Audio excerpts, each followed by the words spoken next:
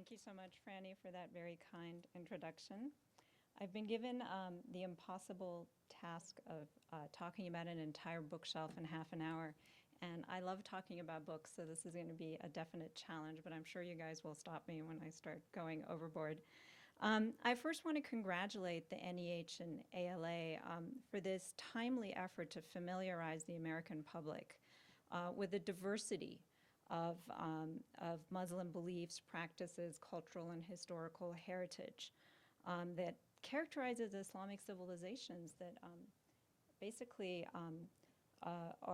represent the vibrant community and culture of 1.5 billion people across the world who call themselves Muslims. We tend to see a lot of news coming out of the Arab Middle East, and most of us associate Islam, the entire religion of Islam, with this part of the world. I don't know if you all realize that only 30% of Muslims actually live in the Middle East. So the larger 70% live actually in other places, many of them in Southeast Asia. So I think this is important to keep in mind. This is an important conversation, I think, to have right now, especially because anti-Muslim feelings are really on the rise in the United States, stemming mainly from broad generalizations that are often incorrect. So this is really important conversations, and I think that the greatest value of the Muslim Journeys project and many of the hopefully stimulating conversations that all of you will be having in your libraries is that it represents the first step in cultural understanding from the perspective of Muslims themselves. And this is really the power of literature. It allows us to be able to relate to the hopes, the dreams, the fears of Muslims themselves, and to sort of hear what they're going through, what their issues are from their own voices. The Literary Reflections bookshelf offers a variety of literary genres. We have folk tales, important oral storytelling component of Muslim literature. We have poetry, which is in and of itself an entire project, and I think there is actually another project that the NEH has funded. And then we also have the more contemporary styles of the memoir and the novel. And they all help to shed light on the many questions that Muslims ask themselves, or Muslim authors pose about their own identity and their own piety. So for example, what does it mean to be a good Muslim? These are questions that we see trying to be answered in these books. What does Islam require of men and women? How should a good Muslim behave in society? Does Islam promote specific political norms or practices? Can one both be modern and Muslim? A lot of the contemporary literature is about that clash, or how to define modernity. How do we define modernity?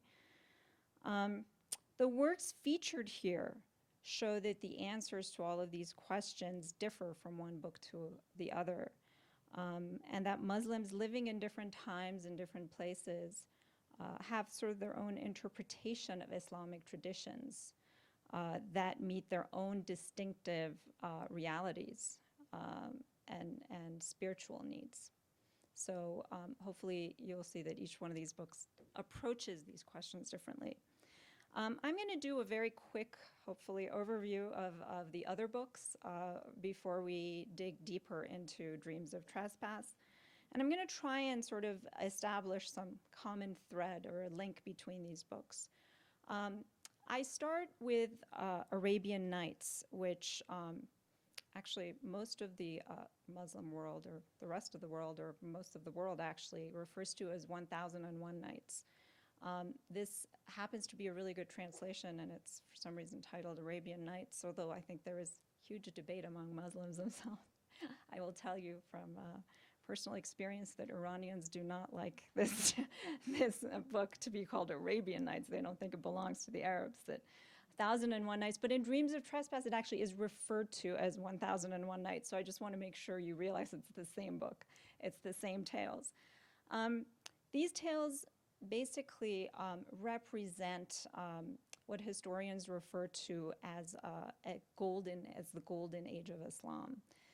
This is a time sort of between 9th and 13th century. I think these stories were originally oral, they were not collected, but they were actually by the 13th century actually collected into a manuscript, which then, traveled around the world.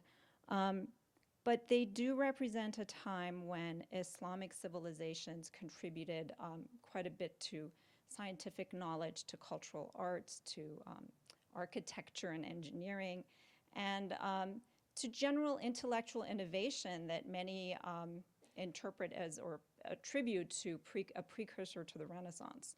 So this is a pretty important, proud moment.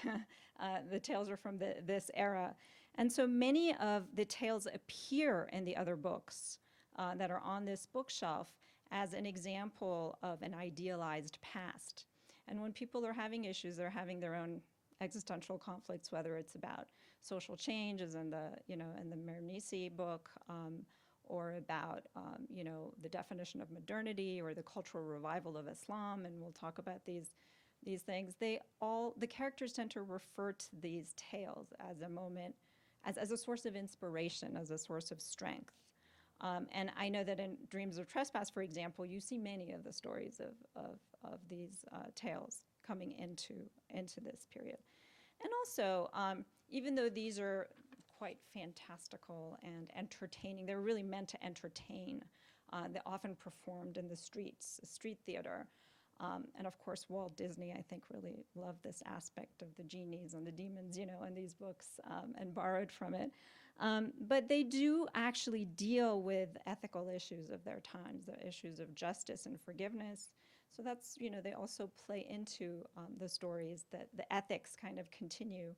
And also the tension between faith, religious obligation, and all the temptations. And many stories deal with that, the temptations that kind of draw us away from this, whether it's beautiful women or wine or music and all these things. So that is a dilemma for most of humanity even now. So this is something that it actually reminds me of our very own culture wars in this country, right? It's an attempt to define public morality, really. And so you see elements of this in these tales.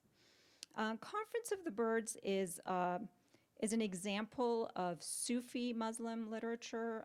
Sufism has contributed a lot to Islamic literature, mainly through poetry. A couple of world-renowned poets like Rumi, I think, and Hafez are ones that you might know that are, from this tradition. Sufism represents sort of a widely popular strain of Islam that focuses on religious expression that goes sort of beyond the religious authority of the clerics. It's much more of an individualized personal search for spirituality. And this, again, we see elements of this kind of thinking or Sufi thought in a lot of these books as well.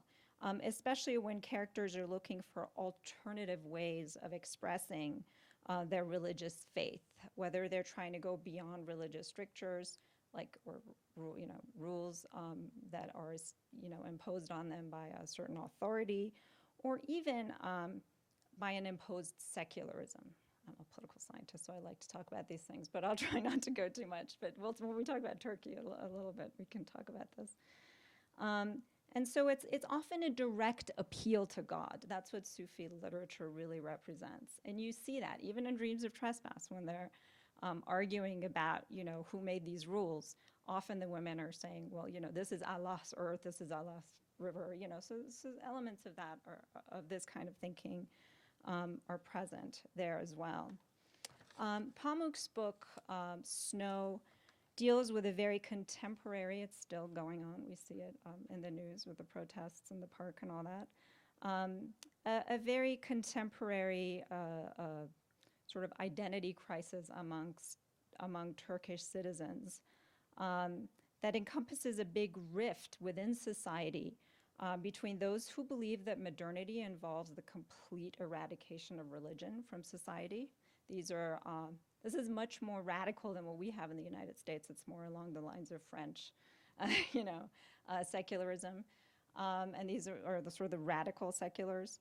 And those who think that modernity should reflect their cultural practices. And so this has led to, again, a revival of cultural Islam. And I think Pamuk does a really good job of representing all of these feelings. He doesn't, like any good writer, he doesn't offer a solution to these issues or these debates, but he, offers us a wide variety of ideas about how Turkish society should, what it should look like, and who Turks are. It's this sort of ongoing. And again, I don't want to go too much into this, but this comes from the fact that Muslims actually, most of the Muslim world has not had a very good experience with secularism. Whereas in the West, we always associate secularism with democracy and with human rights, and it came about through sort of a discussion from within society and culture of how much religion should play a role in the public sphere. In this part of the world, it was actually pretty much brutally imposed on people. And Turkey is a perfect example where, in the 1920s, the police force actually went out and literally ripped the veil off of women's head because now we're modern, and we shouldn't be wearing the veil.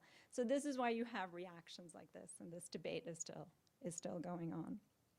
Minaret, on the other hand, is a more personal story of a Muslim immigrant. I think John Carlo actually went over it, so I don't need to talk too much about it, but of a woman who was uprooted from her native Sudan, a lot of political upheaval, moves to England, and she takes solace in her faith by choosing to wear the veil. It's a very conscious choice, and this is actually represents a larger trend among many educated Muslim women who choose, modern women who choose to wear the veil as a source of empowerment through what they believe to be an authentic identity. And it's interesting on many levels, and the most important especially is how it relates to Dreams of Trespass. Now, Dreams of Trespass actually happens before this time. This is more contemporary. And it's not only happening among immigrant women. This is a cultural revival that's happening within the Middle East and also in this society as well. I think next door they're talking about a book that talks about Muslim women, young women who were born in this country who choose to wear the veil.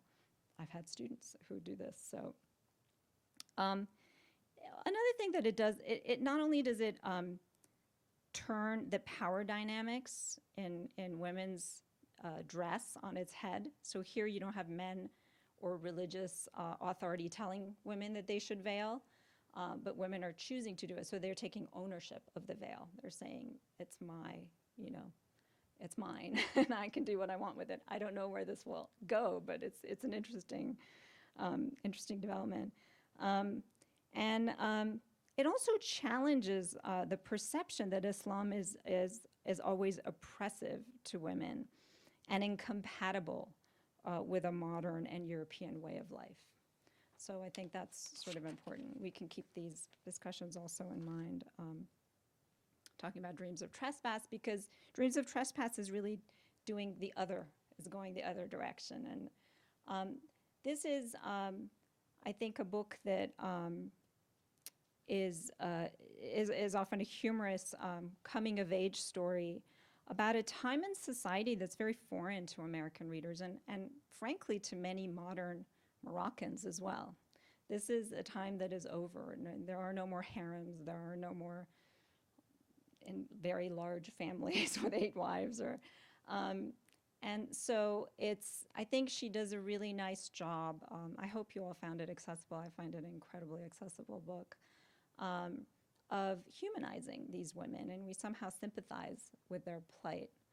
The role of women in society is one of the most contentious issues in Islam, and it's still going on. I'm sure you've seen in the news, whether about Egypt or Turkey or, Women are still very central to what's happening. The role of women in society is still very central in what's happening. Dreams of Trespass is a memoir about growing up in the 1940s Morocco, which is a specific moment in time. This is a Morocco that's still under foreign rule. The country's divided between French and Spanish rule. But it's also a country that's on the verge of independence. And it's a country where you have a lot of sort of discussion, and this very debate about the role of women in society has entered the consciousness of a new generation that's thinking in terms of a more progressive nationalist, this is the first time we're going to have a modern nation state, discussion of what, what the new Morocco should look like. So this, again, this is sort of a very specific time, a time where Morocco is undergoing massive sociocultural change. And I think Mernissi does a really sensitive job portraying this time. And many of the themes actually that she brings out deal with the social and cultural debates that go along with this change. The first thing she wants us to, she communicates to us through the story of these incredibly sort of multifaceted and dynamic women, is that women in this harem are not the passive and powerless characters that we would expect in such an unequal circumstance, right? I mean, they're pretty limited in what they can do. And yet, many of them are determined to challenge and undermine these rules or these frontiers, what she calls these frontiers, that keep them in check. They listen to the radio secretly. They tell stories and stage plays of strong women, often from Tales of the Arabian Nights. They sneak out to the movies. And they openly contest harem life. And Fatima's mother is a perfect example of this. She's constantly pushing her husband for more privacy, for more independence. I just can't stand this situation, and he's pretty sympathetic to her, but also obliged to other sort of familial and cultural rules that, they live under. But so these are not women who are sitting around, accepting their fate. So I think that's one thing that Mernissi is trying to show us. The other is that she's very fair in the sense that she offers us a variety of voices. So not all the women in this book actually want to trespass, these frontiers. Some of them are actually happy with the way things are. Usually the division is along generational lines, right? I mean, it's sort of the older women don't want this change. And I think what she does here is she moves away from religion itself as the main source of this contention. But it's really different interpretations of religion, different ways or desires to live in society. All of these women are practicing Muslims. So none of them are really secular or faithless in this harem. But they disagree on how much freedom they should have.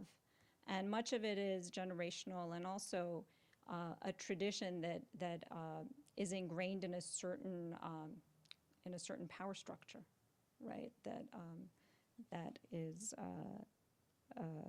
very prevalent in the society. A really good example, I think this is also in the essay, is that episode where the women, the co-wives of Fatima's maternal grandmother in the rural harem, are actually bathing, washing dishes, I think, in the river and bathing in the river. And the head wife, who's the powerful one, of course, chastises them and tells them that this is not proper Muslim woman behavior and you shouldn't be in the river. They push back. They push back by saying that, show us a religious decree from this famous mosque in Fez, from the religious authorities there, that says that women in Islam are not allowed to get into the river, right? And then they also do this, and I'm quoting here, they say, after all, the river was Allah's creation, a manifestation of his power, and if in any case swimming were a sin, they would pay for it once in front of him on Judgment Day, right? So they're pushing back against this interpretation that, that women are not supposed to get into the river.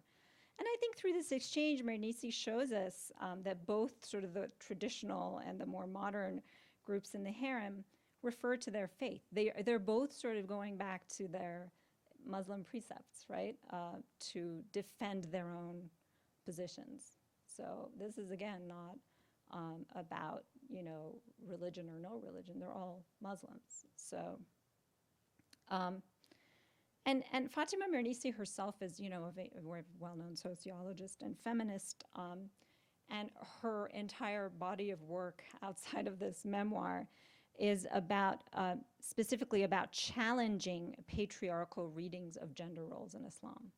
So we see a lot of that kind of coming out in this memoir. So what is the sacred frontier? Sacred frontier is sort of a social blueprint. I don't know what else to call it, as a series of rules for gender roles in this very traditional society. But it's also a very central element in the social fabric of Moroccan culture and family solidarity, which was an important institution during this time. And I think what Mernissi does very well, even though she obviously wants change for these women, she wants progress, she gives us a very sensitive portrayal of the pain that comes with cultural change. She admits that her childhood was very happy because the frontiers were crystal clear. And it wasn't until women started to contest these frontiers that chaos came about, right? And of course, times of change are always chaotic. But she also shows us sort of a male perspective through her father, who's a very sympathetic character, I think. You can't hate the guy, he's not out to arbitrarily oppress women. He's just sort of living by the obligations that he feels he has to his family. And these rules, these frontiers in the harem are sort of a symbol of male honor and reputation, which is defined as a man's ability to protect, to provide for his family, to protect his family, and keep them away from the dangers of strange men in the outside world. I think she does a nice job of sort of describing, even though the father even realizes that change is inevitable, that there are going to be no more harems very soon, that this is, it's hard for him to go against what he's been used to or how he's been raised. So the first time that little Fatima herself realizes, she spends the entire book, I think, trying to figure out the mysteries of these frontiers and the harem itself, right? She and Samir, her best friend, are running around trying to figure out what a harem even is. When she realizes that the frontiers are also her own destiny, it's not until the very end of the book. And it's that one episode where her best friend, Samir, her cousin, who actually also shares her birthday, is kicked out of the women's bath.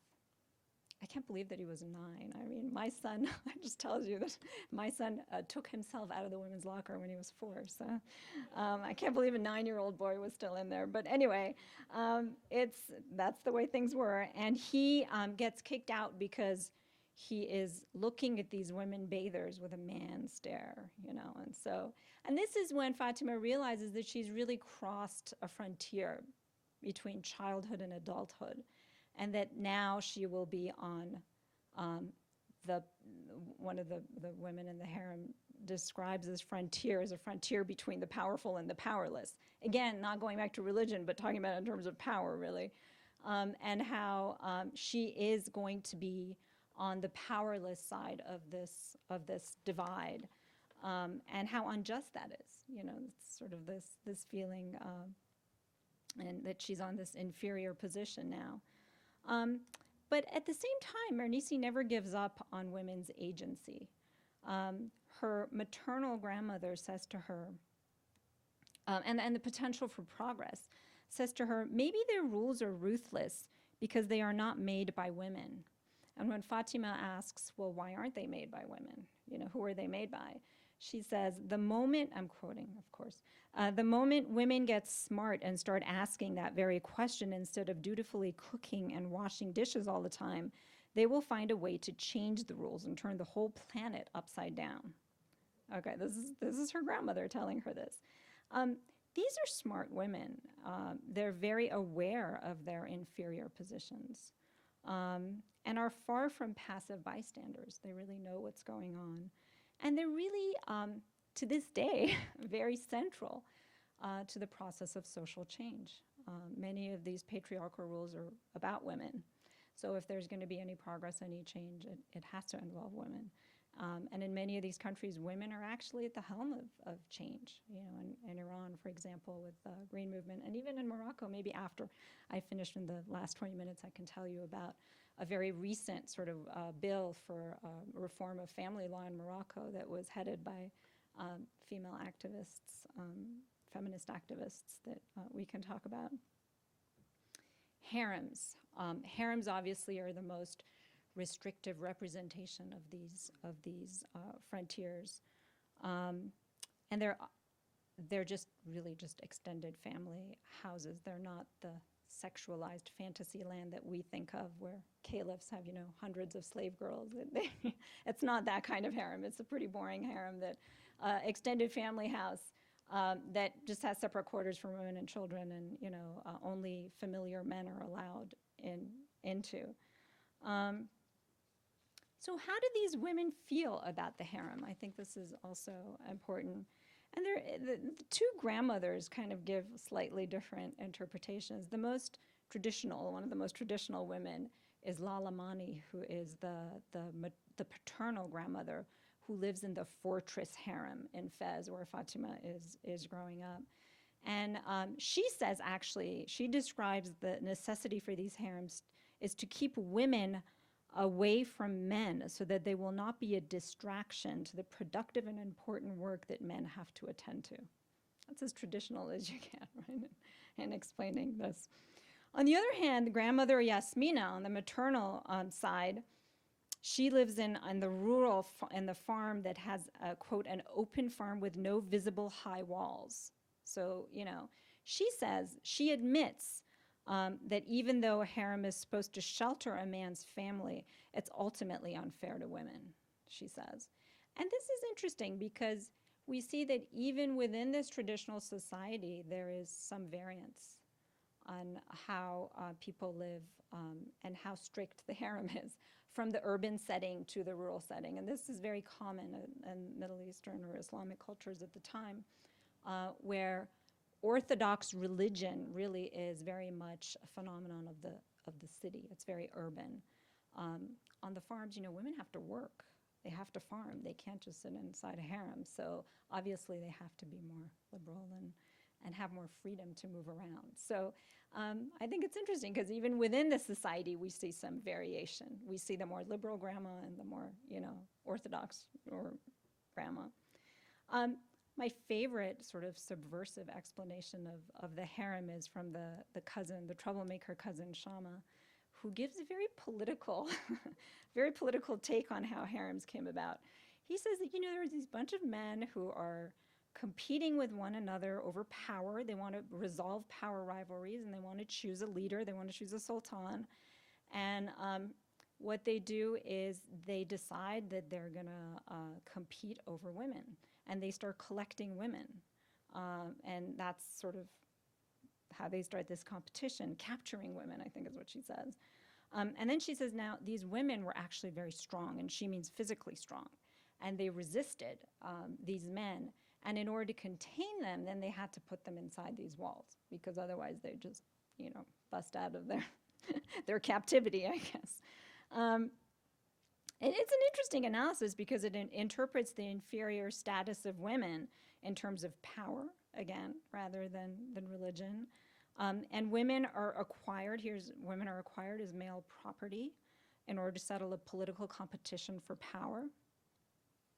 And she goes further in this story. I think it's interesting to say that, to mention that the Byzantines, a Christian empire, also collected women. And I think in this story, she's sort of saying this is a universal problem, right? This is that oppression against women is not just a Muslim thing. And unfortunately, we know that for a fact. You know, all the news that came out of India recently proves that, shows that as well. And finally, she sees this obsession about building and populating ever larger harems as the cause of the downfall of Muslim empire. She says this is what led to the corruption. And you know why the Christians actually were able to overpower and conquer the Muslims? Because they changed the rules. They stopped collecting women. Instead, they put all their energy in building powerful armies. And that's really where power should be, right? Not in collecting women or capturing women, but in strong armies. She also shows us that not only are these women strong and aware, I promise I'm going to finish very quickly, that there is also a degree of female solidarity, and it's very much alive and well in these countries. And I think one of the elements that defines or expresses this is those beauty rituals, that are throughout the book. They have all these very sort of intricate beauty rituals. And it's interesting because in the West, we associate, especially in the modern West, we associate female sexuality and beauty norms as sort of anti-feminist almost, right? Like women shouldn't need to look good or whatever for other men. But for the women of the harem, they actually represent an important mechanism to take control, active control of their own sexualities. This is a society where the veil and their seclusion in the harem has already excluded sexuality from the public sphere in these societies. So it's not like they're doing this to impress all these men, because they don't see these men, right? They're doing this mostly for themselves. As Fatima's mother says, I like the way my hair feels, and men are excluded from this. Actually, I think her father actively tries to go the other direction. He can't stand all that, the henna, the stinky henna that she puts on her hair for hours on end. And at one point, he actually tries to bring her these French products, which he thinks are more efficient and will hopefully take less time.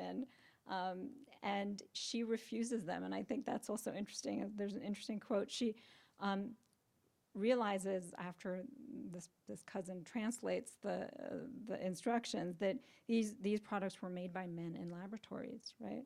And she says, and this is a quote, she says, "If men are going to rob me of the only things I still control, then they will be the ones who have power over my beauty." So again, it's a very conscious form of empowerment, these beauty rituals. And it also allows these women to get together despite what their opinions are about gender roles, and to sort of have this special moment all together.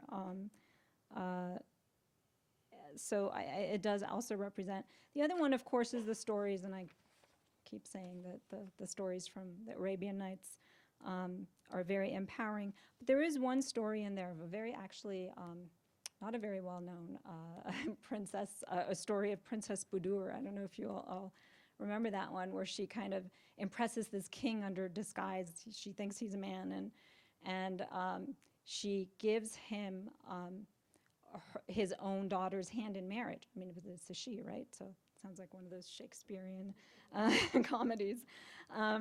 And so when she marries this girl, at one point she tells her, she reveals to her that she's actually a woman.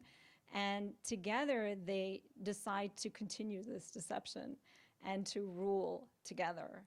And I think that's like a perfect example of women's solidarity as well in this society. And of course, there are nonfiction women that they all sympathize with, like the Egyptian queen who the king is getting rid of her because she can't produce a son, or the Lebanese singer and her tragic life. So there are all these. So I think I've talked too much, but do you want me to stop here or just do a few takeaways, or just keep that to the end? Or? Keep talking. Okay.